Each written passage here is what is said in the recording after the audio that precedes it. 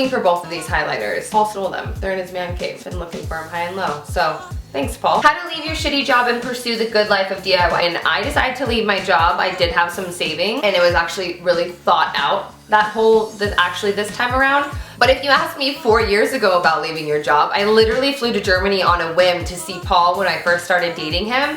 And then when I got back, my boss was a little creepy and he was not excited that I had a boyfriend. So I just decided to quit the job altogether, and I had a really dope studio in West Hollywood. I had a really kick-ass car. I had great credit. I had all these things that people told me that I needed, and I was so miserable. I could barely eat. I was eating coconut shreds and sprinkles and working this like insanely lavish job. It was terrible. It was terrible. Oh my god, it was terrible. I flew to Germany, quit my job, came back, like turned in all my stuff, left that job, moved back in with my aunt, who's such a cheat. She lets me live with her every time I decide to either break up with a boyfriend or quit my job. So thank you, Aunt Lolo. Paul and I were still dating. I started baking full-time and trying to make the whole Tickle Me Sweet thing happening. Once I started getting booked for that, I realized I did not like that. That was not my true passion. I don't even know how this ties back into your question. You guys, being friends with me is not that fun because this is what I do all the time. I'm gonna start over. During this entire time, this is like a 6-month process of me pursuing Tickle Me Sweet. My car got repossessed when I was at a Beyonce concert because when I quit my tequila job, I had no money. It was so expensive to live in LA, I couldn't save anything. I was literally in I guess this is more of a story time, not a Q&A. I'm gonna answer your question, I swear to God. I was waiting in line with my friend Lindsay. Like, we were front in line waiting to get into this Beyonce concert freaking 4 years ago. We get in, and if you have been to a Beyonce concert, if you have, I don't even know what kind of tickets they were because Lindsay hooked it up, she was such a G. They were just floor tickets, but you had to wait and like battle people. You have to sprint, like, and they tell you not to run, but you can't not run. You need front row. So Lindsay had I'm pretty sure her ankle was hurt, and I was like, I'm going to run right when these doors open, and I'm gonna sprint all the way to the front, and you can, you know, hobble behind and make your way up, and then we'll be front row and center. Because I'm pretty lanky. I can move like a long distance in a short amount of time because my legs are so long. I sprint. I take off when they tell us we can take off. I get literally second row. I get to the front of the Beyonce concert. We've been waiting all day. My phone rings. I answer it because it was Paul's roommate Dan, and he was like, Rachel? I was like, yeah, Dan, what's going on? Your car is on a tow truck. They're repossessing it. My heart fell directly out of my ass because it was at Paul's house. It wasn't even at my aunt's house, and I'm just like, how the hell did they know my car was there? I start shaking. Paul's in Argentina, okay? So I'm, number one, completely embarrassed because that has never happened to me, ever. And I was such a stickler for paying my bills, but when I quit De Leon and I pursued what I wanted to do, I realized you have to make sacrifices, and I couldn't pay some bills, and I didn't pay my car. It was very irresponsible. Lindsay hobbles her way up finally, and I was like, I have to go to your car. She's like, why? I'm like, I'm gonna freak out. My car just got repossessed. I remember just bawling hysterically. It was like my first time really crying to Paul, and I called him and I was just like freaking. I don't have a car, so when you come home, you know, I'm gonna figure out a ride to my aunt's, but like I don't know if I'm gonna be able to see you as much because my car got repossessed in your driveway. Like that was so embarrassing. So he's on the phone, and Paul, like, I've never, I just love him so much. I've never dated someone with such an awesome mentality, and 4 years ago I absolutely was bothered by his mentality because nothing bothered him. Like, he was always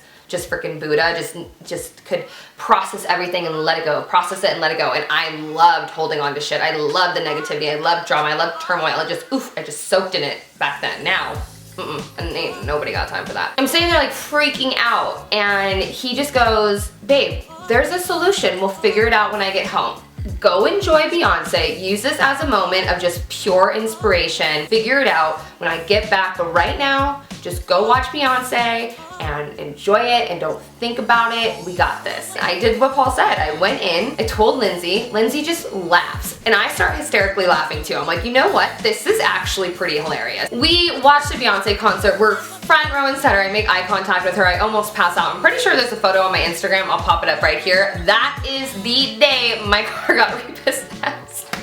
Leave the Beyonce concert, and it just made me look at all my debt. I went home and I sat down and I just wrote everything out. But while I'm writing out all my bills after my car got repossessed, it just started to stress me out, where I caved in and I went and I got a 9 to 5 because I was like, oh my God, this is what everybody tells me about, like, I'm gonna have bad credit, I'm not gonna be able to get a house, I won't be able to do this, oh my gosh, I can't adult properly, I don't have a car, I don't have insurance, like, what are my credit cards gonna think, blah, blah, blah, blah, blah. I'm looking at this paper, I'm just completely like, oh my gosh, I was on such a roll with pursuing my dreams. I need to stop them. I need to go work a 9-to-5, pay all this off. Stopping it like on my own to pursue something else that I wanted to do would have been obviously ideal, but I was so upset I had to stop it and work a retail job. But I remember just looking at that page and being like, oh my god, I have to stop what I'm doing and I have to go work a 9-to-5 to pay all of this off. And I couldn't even get by because anything I made, I just paid off my debt. And that moment right there, I look back and I'm very grateful that that happened because obviously I wouldn't be here now. But leaving your shitty job is easy. It's the mentality that's the main part of leaving your shitty job. Because it's not just leaving your shitty job if you're pursuing something that's new,